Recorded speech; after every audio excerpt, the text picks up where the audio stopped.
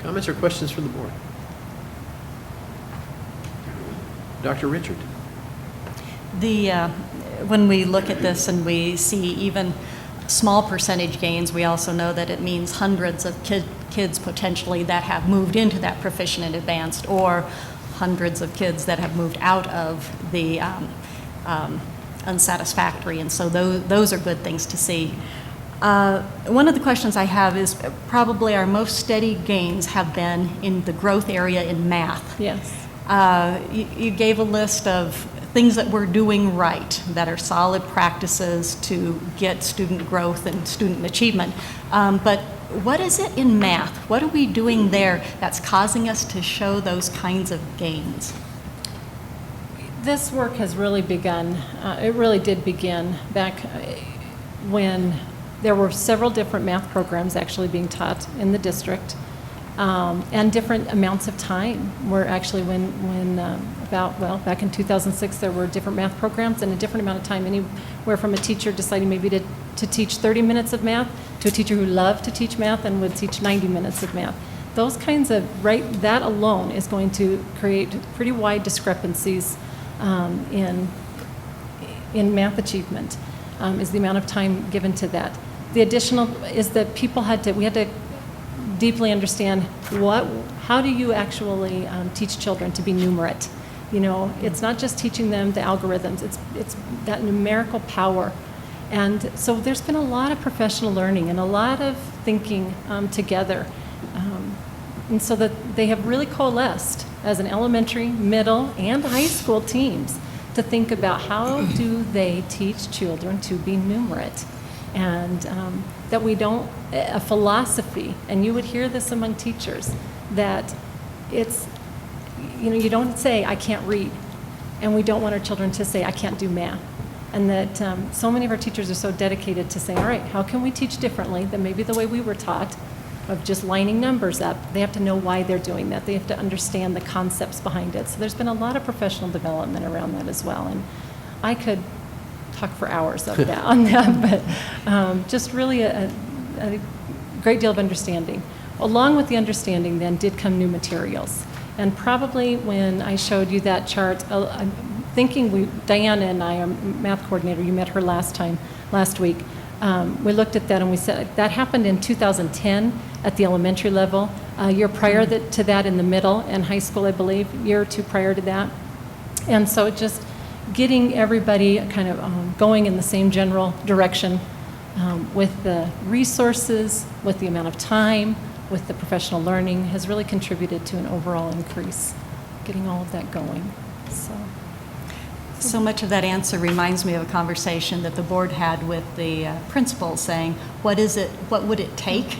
And some of the things that they mentioned were the aligned curriculum materials. Mm-hmm. They mentioned the importance of professional development. Mm-hmm. And then one of the pieces that they were also talking about was more time, that students need increased learning opportunities, whether that's at the end of the day or a longer school year, but more chances to practice. And so in your answer, I'm hearing that very same thing of how important time is along with the professional development and materials. Mr. Haven. First of all, I'd like to thank our students and teachers for doing an outstanding job. They work very hard, they're dedicated, they're passionate, and it doesn't matter if their scores have gone up or if they haven't done what we would like. You go in the room and your heart feels incredible because they're working so hard. You talk about the aggregate, and I looked at the historic trends, and they actually concern me, and those are pretty spotty in a lot of places, especially in the reading and the writing. And I agree with Dr. Richards that systemically we have a lot of things in place, but my biggest concern is that administratively we feel that we need to micromanage down into our buildings with both of our principals as well as our teachers.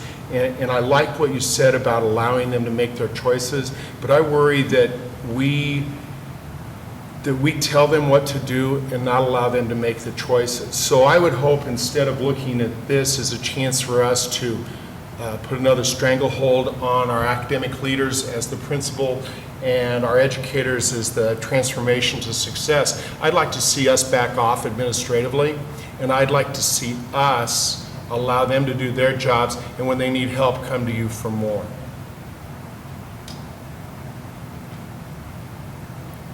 Mr. Hall. I would ditto what Mr. Hafley said at the start. Congratulations to all the teachers and everybody that's done that. Anytime you have a gain of any magnitude, if you take 1%, that's 200 kids in this district. So I would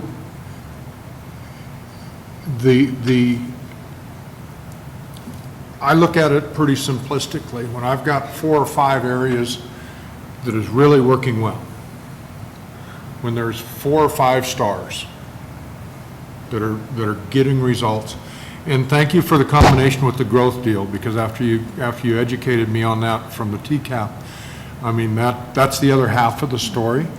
So there's some really good data there that we've gleaned, I believe, but I think that when you have 5 or 6 stars that are having great success, you've got to find a way to clone whatever they're doing over into the other divisions or the other groups or the other buildings, and with suggestions, and every building has its own personality, okay, because different demographics, different whatever you want to call. But with the successful practices that are being experienced somewhere else, if that can be cloned and moved and offered, okay, not mandated, but offered, so that maybe it takes just a slightly tweak on that successful method to work in the demographic or the personality of school. And I too loved what you said. I think we've gained infamy for saying you never tie your racehorse to the fence post. Let them run. They get paid to teach. They get paid to run their buildings. That's what they came into this industry for. They came here to make a difference in kids' lives. And, with that responsibility and with that privilege comes accountability for the success and the other, and we work our way through it. But unless someone has the authority in their realm, the accountability and responsibility mean nothing. They've got to have the authority to do what they've been tasked, trained, and their heart put them in that position to do. So I liked what you said. We're going to let them come to us, and we're going to help them. We're going to give them the global definition of what has to happen, and that's fine, and that's the way it should be. And then we're going to let them come to us and ask us what, ask for help and direct the help, and be a very collaborative. Another word I stole from my compadre there, but the collaboration is key, and I think that's how I think that may be. From just the simplified view, the way we break the relatively stagnant line. Not that we don't have successes and stuff, but we don't have consistent line. And we talked about that, and the key to that is to do that. And I thank you for that. You've got people that can do that, and so that's all I've got. Thank you. I had just a couple of minor items. The actual number of students taking these exams, these tests in Spanish, it's a very small number, yes? It's a very small I'm number. not asking for I was the going to total say, I number. can I let just say you it's know. very small. Very small. So looking at the stat breakout is a little bewildering because you're really only looking at a very small number of children. Right. And so That is those bar correct. graphs may not be telling the whole story. I guess the other question I have is about the IEPs. And if you could just give the board a little sense of where we are with trying to focus on those students' performance with the IEP. And how they did in relationship to Well, these scores? There's a struggle there. Yes, there is. And I didn't do a complete breakdown. Oh, no, I'm sorry, for go ahead. this evening, but in your notebooks, there is a complete breakdown of all of our, we disaggregate our Yes. IEP students and really keep a watchful eye on that. Again, in that case, sometimes we've seen, and again this year, in all the different content areas, different grade levels, where it will go up and down in comparison to the year prior. It's really looking at the growth of the students in our IEPs, population of kids, because we really want to make sure that, every year the IEP makeup, if you will, of that group of students can be very different, even more so than a general group of, students in, say, third grade. So we really want to look to see, are the students growing? And the staff, that takes a considerable amount of time. The data that we're actually just now combing through is all of the growth data, because that did come out, that lags behind, and we get the growth summaries, and then we finally get it down to the student growth. That just came out a couple days last week, if I get my weeks right. So looking at that student by student is really where that's at, and that's what we're doing right now. If you want I absolutely, as we continue to look at our growth data, I could get you a more complete breakdown, and primarily with our students who are ESS. If you would like that, we could do that. Yeah. Okay. Very good. Thank you for that. Absolutely. Mm-hmm. Other comments or questions from the board? Thank you very much. Thank Dr. you. Appreciate it. Thank you. Thanks. The next item is an action item. It's 2014-2015 School Handbooks Adoption. Director of Secondary School Leadership, Amy Seminsky, and Director of Elementary School Leadership, Wes Tuttle, will catch us up a little bit on these handbooks. 777 pages in our agenda, and Yes. ask me anything. We're ready. You've read it all. I could ask for the motion at this time rather than introduce the material first, if you don't mind. If there's someone with the motion, I would accept that. I move that the Board of Education of Weld County School District 6 approve the adoption of the school handbooks Thank you. as presented. Second. It's been moved and seconded. Your microphone. Thank you. Well, good evening, President DeWitt and Mr. Eads and members of the school board. You've got two samples in front of you. I'm going to start with the paper one, that's the Romero Academy one, as kind of a model to walk through in relation to the elementary and the K-8s. And then Amy will walk through the secondary one that you have a sample of as well. A couple of years ago, we looked at our different handbooks, and we had quite a variety of the handbooks. And within that was information that was included or not included in the different handbooks. And we really started with the base to say, we need to make sure that we're getting some consistent information out to every single parent, no matter what school they are in. So if you start with the table of contents section, I believe it's on about page 4, you're going to see some big categories. And you're going to see these categories are consistent in all of the elementary handbooks. So the first one there, you'll see a letter of greeting of some sort from the principal to the parents and the families. And then you're going to see a welcome to our school. That section includes like our District 6 calendar, other things, the school hours that they're available at the school and that kind of stuff. So you're going to see some information around that that's just related to welcome to our school. You're going to see a next category that's attendance and safety. That includes like our dress code or our weather closure information. How do they know if the school is going to be closed or weather delay or something of that nature? The next section you'll see is a nutrition section. And in that you're going to see several things, including like the costs of our breakfast and our lunch program, or how did they access free and reduced services. The next section then is our transportation. And you'll see a whole section there on transportation. What is our expectations around riders on the bus and the behaviors on the bus, whether it be a field trip or whether they're riding on a daily basis? And then the next section is the getting involved. How can we get the parents involved into our school? So you'll see schedules of our PTO meetings. You'll see how do they become involved as a visitor and register as visitors in our system and that kind of stuff. So you're going to see a very similar construct in each of our elementary schools, and we've given you Romero as a sample, and you alluded to the hundreds of pages that you had on your board docs, where you have all of them available there, as well as then online. And I'll pass it to Amy for the secondary part. So let me just highlight a few differences. So the elementary is really a family handbook, and that's published at the school and distributed to parents and families. The student handbook for middle and high school is included as part of a student planner. So I've provided some samples from Greeley Central High School. And so along the same lines, a few years ago, we came together and said, what is the vital information that needs to be included in these?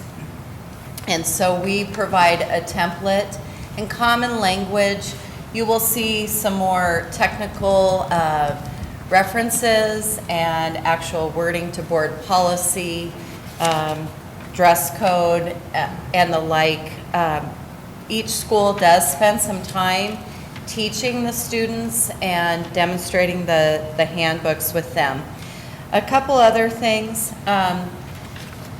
All of the middle school and high school content does come to the district. We review that for consistency's sake. And then we have a contract with Premier. We bid this out every year. And so we get a very good price across the district. Schools have the opportunity to choose this smaller size, which most of the high schools choose, or an 8.5 by 11 size, which most of the middle schools choose, and those go right into their Avid notebooks, which is part of the school supplies for all middle school students. So as part of the planner, and I wanted you just to kind of see what all was included in here. There's a calendar, spots for students to write their assignments, and then towards the back is just really some nice helps, study tips, map of the world. So there's a periodic table and also a page that they can use for hall passes. So a lot of our schools will use this and require the students to carry around their planners so that they can use this to check kids in and out if they need to use a hall pass for some reason. So in addition to this information going to students, and it is also available to parents, and the schools put that on their website each year, update those. Then there's also other information that we give out to parents, either through the district website or through our registration materials, things such as parents' right to know about highly qualified status, or our confidentiality and pupil rights agreements and those kinds of things. So there are other ways besides the handbooks that parents and students get information, but this is kind of the key one. And so at this time, I guess we would answer any questions, but we do know that the 777 pages was a little daunting, but Bring it on. hopefully you see the consistency. I guess every year we add a couple things. One other thing I would add is the 6 for 6. So you might have seen that in Greeley Central's. And so we did ask, that was a new effort across the district last year, and so we wanted to include it into the handbooks for teachers and students and staff to have that right in the handbooks this year. Ms. Solis? So as a parent, especially at the elementary level, if my first language is not English, how easy is it for me to get this in another language? Many of our schools have it available in Spanish, and both are available on the website as well. And then I know through some of the website programs, then they can also actually click to the other languages as well. The Spanish is available on many of our sites. Dr. Richard? It's just been a pleasure for me to watch these evolve over the last several years. They have truly morphed into something that is so highly usable, and so they're individualized as schools. Clearly, as you go through that 700-some pages, you can see the differences, but then that consistency, and that's just that indicator that instead of being a collection of schools, we are a district. There are certain guarantees of opportunity and safety that we see in every elementary, every middle school, every high school, and yet that individuality still shows through. So it's been a real pleasure to watch that change over time, so thank you. You're welcome to take these home, or you can leave them with us, and we'll take them back to Greeley Central for their, one of their students. I do want to echo that the creativity that's obviously behind each school's effort to say the same thing in a unique way is a real treat, and I appreciated the little artistic touches here and there, and yet I knew I was getting the same information and it was consistent, and any parent could be able to access that, and we certainly expect them to, but we appreciate the effort to make it more palatable, not so difficult to get the information. And so we say job well done, and thank you. Other comments? Well, let's see. We have moved and seconded. Oh, yeah, thank you. The motion has been seconded, so at this time, roll call, Ms. Brand. Mr. DeWitt? Aye. Mr. Hafley? Aye. Mr. Hall? Aye. Mr. Lydiak? Aye. Dr. Richard? Aye. Mr. Richardson? Aye. Mrs. Solis? Aye. And the motion carries 7-0.